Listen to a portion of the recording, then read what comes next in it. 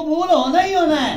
तो पूछा गया जी वो कौन सा अमल है? तो फरमाया वो अमल है कि जो मैंने हुजूर के जिक्र की महफिल को सजाया है, सुभान अल्लाह, है जो मैंने महफिल मिलाद को सजाया है और फिर हुजूर की मिलाद मनाकर उसमें खड़े होकर जो हुजूर की जात पे दरूद पड़ा है। आप फरमाते हैं ये दो काम तो मेरे कबूल होने ही होने हैं। वो इसलिए कि एक हुजूर के जिक्र की महफिल मिलाद को सजाया है, इसने भी कबूल हो जाना है, और दूसरा जो हुजूर की जात पे दरूद पड़ा है इसने भी कबूल हो जाना है। फरमाते मुझे इस पर यकीन है, मुझे इस पर यकीन है कि इसने कबूल होना ही होना है। तो यहाँ अल्लामा मुफ्ती अहमद यार खान नईमी रहमतुल्लाह ताला अलैह को पढ़े तो आप फरमाते हैं कि ये दो अमल कबूल ही कबूल है।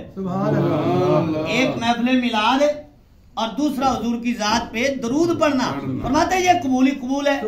ये दो अमल कबूल ही कबूल है। वो क्यों कबूल है? फरमाते वो इसलिए कि महफिल मिलाद है हुजूर के जिक्र की महफिल। हाँ जी, महफिल मिलाद की तारीफ करें जी, क्या है? हुजूर के जिक्र की महफिल। महफिल मिलाद किसको कहते हैं? हुजूर के जिक्र की महफिल है। हुजूर के रुखसार का जिक्र करो, महफिल मिलाद है। हुजूर की जुल्फों की बात करो, महफिल मिलाद है। हुजूर के हुस्न की बात करो, महफिल मिलाद है। हुजूर के हाथों की बात करो, ये महफिल मिलाद है। हुजूर के सीने की बात करो, ये महफिल मिलाद है। हुजूर के कदमैन शरीफैन की बात करो, ये महफिल मिलाद है। हुजूर के सहाबा की बात करो, ये महफिल मिलाद है। हुजूर की आल की बात करो, ये महफिल मिलाद है। हुजूर का जिक्र छड़ जाए उसको महफिल मिलाद कहा जाता है। और मुफ्ती साहब फरमाते हैं कि हुजूर के जिक्र की महफिल ये भी कबूल होगी और हुजूर की जात पे पढ़ा हुआ दरूद वो भी कबूल होगा। हाँ जी, फरमाते हैं ये रद्द नहीं हो सकता, ये रद्द नहीं हो सकता। बाकी इबादतें रद्द हो सकती हैं, हुजूर के जिक्र की महफिल रद्द नहीं हो सकती, और दूसरा हुजूर की जात पे पढ़ा हुआ दरूद रद्द नहीं हो सकता।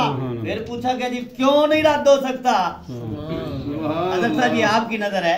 फिर पूछा गया जी ये क्यों नहीं रद्द हो सकता? फरमाया इसलिए कि जो मिलाद है ना ये हुजूर का जिक्र है और दूसरा हुजूर की जात पे दरूद है। पूछा गया जी क्यों नहीं रद्द हो सकता? फरमाया इसलिए रद्द नहीं हो सकता क्योंकि ये दो काम तो अल्लाह खुद करता है। ये दो काम है अल्लाह ताला खुद फरमाता है। क्या? कि एक हुजूर का जिक्र करता है, बहुत सही है, सुभान अल्लाह। एक हुजूर का अल्लाह ताला जिक्र फरमाता है और दूसरा हुजूर की जात पे अल्लाह ताला दरूद भेजता है। फरमाया जब ये अल्लाह ताला खुद काम फरमाता है तो अल्लाह के बंदे करेंगे तो अल्लाह ना कबूल करेगा। फरमाया ये रब खुद भी फरमाता है और अल्लाह चाहता है कि मेरे बंदे मेरे महबूब का जिक्र करते रहे, मेरे बंदे मेरे महबूब का जिक्र करते रहे। जब अल्लाह की चाहत पा रहे, जब अल्लाह की मंशा पा रहे, अल्लाह के बंदे हुजूर का जिक्र करेंगे तो अल्लाह ताला रद्द नहीं फरमाएगा, अल्लाह उसको कबूल भी फरमाएगा और जिक्र करने वाले को अल्लाह बरकत भी अता फरमा देगा। समझ आई मसले जी? तो ये दो काम हैं जो रद्द नहीं होते क्योंकि अल्लाह खुद फरमाता है, हुजूर का जिक्र भी अल्लाह करता है। बुखारी शरीफ के हदीस पाक है, अल्लामा साहब तशरीफ फरमाए, आप इनसे पूछ लीजिएगा। बुखारी शरीफ में हदीस पाक है कि हजरत अबुल आलिया जी इमाम बुखारी के उस्ताद हैं, वो कहते हैं, इमाम बुखारी ने अपने उस्ताद का कौल नकल किया, कहते हैं कि अल्लाह ताला का दरूद क्या है? हम दरूद पढ़ते हैं अल्लाहुम्मा सल्ली अला मुहम्मद, हम दरूद पढ़ते हैं मौला या सल्ली व सल्लिम दाइमन अबदा। अब इसका माना क्या है? अल्लाहुम्मा सल्ली अला मुहम्मद, ऐ अल्लाह अपने महबूब पे दरूद भेज। इसीलिए तो दरूद कबूल होता है कि जब बंदा कहता है मौला अपने महबूब पे दरूद भेज, रब तो पहले ही भेज रहा है, रब तो पहले ही भेज रहा है, तो बंदा जब अर्ज करेगा तो रब नहीं भेजेगा?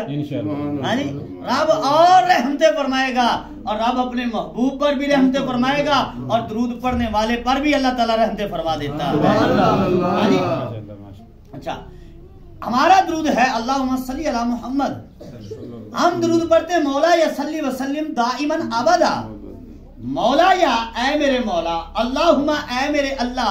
तो रब भी तो दरूद भेजता है, तो रब किसको कहेगा अल्लाहुम्मा? रब किसको फरमाएगा? मौला या, क्योंकि वो तो खुद रब है, वो खुद खालिक है, मालिक है, राज़िक है, वो खुद मौला है। हमारा दरूद है मौला या रब का दरूद क्या है? तो इमाम बुखारी कहते हैं रब का दरूद ये है कि सलातुल्लाहि सनाउहु अलैहि इंदल मलाइका। इमाम बुखारी कहते हैं रब का दरूद ये है कि अल्लाह ताला फरिश्तों के हाँ हर वक्त अपने महबूब की तारीफें ही करता रहता है, अपने महबूब का जिक्र ही करता रहता है। वो पंजाबी शायर ने कहा था सोहने दी सिफ्त तो सना कर दे पया, सोहने दी सिर्फ तो सलाह कर दे पया, ए सुन्नत खुदा दी अदा कर दे पया। सरवर कहूं के मालिक को मौला कहूं तुझे, बागे खलील का गुले जेबा कहूं तुझे, तेरे तो वस्फ ऐबे तनाही से हैं बरी, हैरान हूं मेरे शाह मैं क्या क्या कहूं तुझे। लेकिन रदा ने खत्मे सुखन इस पे कर दिया, खालिक का बंदा और खल्क का आका कहूं तुझे। खालिक का बंदा और है खालिक का आका कहूं तुझे। ये जिक्र इतना बुलंद है कि जिसको रब खुद करे, रब खुद करे। और फिर हजरत आदम अलैहिस्सलाम, मैंने शुरू में बात की है कि हर दौर में जिक्र हुजूर कर रहा है। अगर आप अल्लामा जलालुद्दीन सयूती के अल खसाइस अल कुबरा पढ़े ना तो आपने उसमें ये बात वाज़े तौर पर लिखी है। आप फरमाते हैं कि जितने नबी आए हैं हर नबी जो है अपनी नबूवत का ऐलान भी करता रहा है और साथ हुजूर का जिक्र भी करता रहा है। हर नबी ने ये बताया है अपनी उम्मतों को। क्या बताया है कि हम आ गए हैं, अब हमारा नाम चलेगा, हमारा कलमा पढ़ा जाएगा। और साथ ये भी बताया कि जब वो आ जाए ना फिर हमारा नहीं। ये नबियों की ड्यूटी है। हाँ जी, ये ड्यूटी नबियों ने की। क्या कि हमने अल्लाह का पैगाम तुम्हें पहुंचाया है, हम अल्लाह के नबी हैं, हमें अल्लाह ने रिसालत और नबूवत अता फरमाई है। लेकिन ये उस वक्त तक है जब तक खातमन नबीयीन खत्मे नबूवत का ताज पहनकर नहीं आते। फरमाया जब वो आ जाएगा फिर हमारा नाम नहीं चलेगा, उसी का चलेगा, फिर हमारा नाम नहीं चलेगा। और फिर इसकी एक मैं मिसाल फॉर एग्जाम्पल अर्ज कर दूं। हजरत ईसा अलैहिस्सलाम कुर्बे क़यामत जलवागर होंगे, तारीख की किताबों में मौजूद है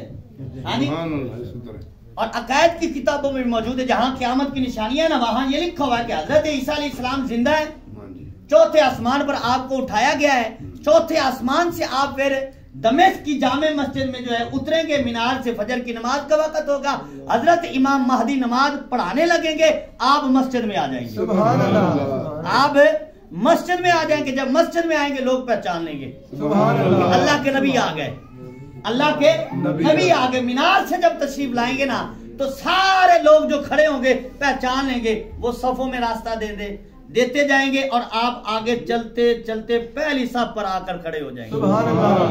और जब इमाम महदी मुसल्ले पर खड़े होंगे, ये बात सुनने वाली है हुजूर की आल की शान और मकाम कितना है। हजरत इमाम महदी मुसल्ले पर खड़े हुए हैं और हजरत ईसा अलैहिस्सलाम पहली साहब में आकर खड़े हो गए। हजरत इमाम महदी अर्ज करेंगे कि ऐ अल्लाह के नबी आप आइए और मुसल्ले पर खड़े हो जाइए और नमाज पढ़ाइए। तो हजरत ईसा अलैहिस्सलाम फरमाएंगे नहीं, आज मुसल्ले पे तू खड़ा होगा और मैं तेरे पीछे खड़े होकर नमाज अदा करूंगा, पीछे खड़े होकर नमाज अदा करूंगा। जमाने वालों को पता चले हुजूर की आल का मकाम क्या है।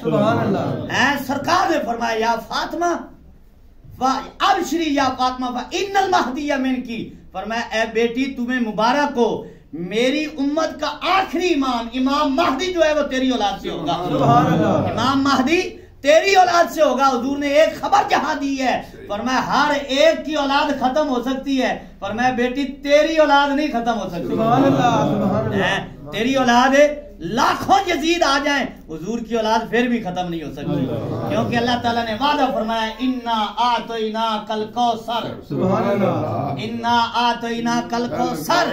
इसका शान नुज़ूल पढ़े तो एक माना यही बनता है, अल्लाह ने वादा फरमाया प्यारे हमने आपको औलाद की कसरत अता कर दी है। और मैं हर एक की औलाद खत्म हो सकती है, हुजूर की औलाद खत्म है नहीं हो सकती। ये एक अलग मौजू है, मैं इसको छेड़ना नहीं चाहता, लेकिन जो मैं बात अर्ज करना चाहता हूँ, हजरत ईसा अलैहिस्सलाम कुर्बे क़यामत आएंगे, 40 साल रहेंगे और 40 साल के बाद हजरत ईसा अलैहिस्सलाम हुजूर अलैहिस्सलाम के रोज़ा अनवर में दफन होंगे।